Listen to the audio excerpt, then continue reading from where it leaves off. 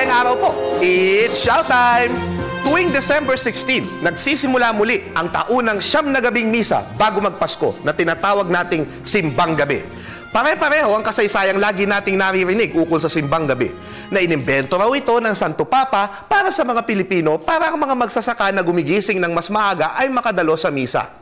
Ang kakulangan sa pag-aaral ukol sa Simbang Gabi ay pinunan ng dating archivist ng Universidad ng Santo Tomas na si Padre Fidel Villaruel, OP, sa kanyang papel na pinamagatang The Aguinaldo Masses, Origins, Setbacks, and Survival.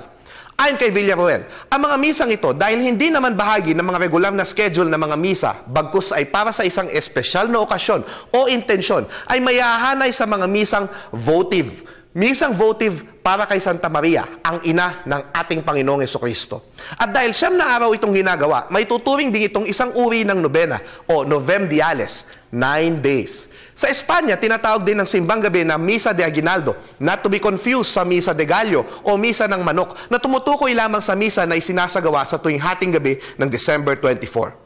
Ang aguinaldo ay termino para sa isang regalong pamasko na ibinibigay sa araw mismo ng Pasko, Bagong Taon at araw ng Tatlong Mago o Epiphany. Tumutukoy marahil ito sa pasasalamat ng Simbahang Katoliko sa regalong kaligtasan na dulot ng kapanganakan ni Jesus bilang isang tao at pasasalamat na rin sa Diyos sa buhay ni Santa Maria.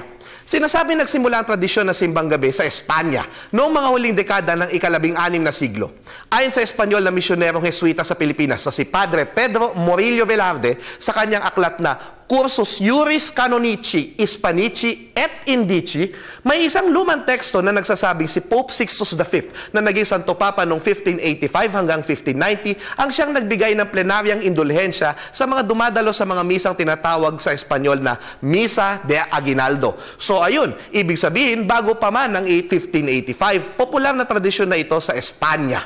May mga dokumento na mga ulat kung paano ito isinasagawa. Maging ng ilang abuso sa pagsasagawa nito ang presbiterong si Diego Diaz de Escobar ng Sevilla noong 1676 at si Padre Juan de Arjona Valle ng Granada noong 1681. At dahil sa kolonyalismo, nadala nila ito sa Mexico at siyempre sa Pilipinas. So ibig sabihin, mayroong matindi-tinding dokumentasyon na sa Espanya talaga ang orihinal na pinagmulan ng Simbang Gabi. Ang paniniwalang nagsimula sa Pilipinas ang mga misa na ito ay dahil sa ulat ni Padre Francisco Ignacio Alsina na nagsasabing ang mga Simbang Gabi ay una niyang nakita sa Mexico at hindi sa Espanya. Que en España yo no lo vi.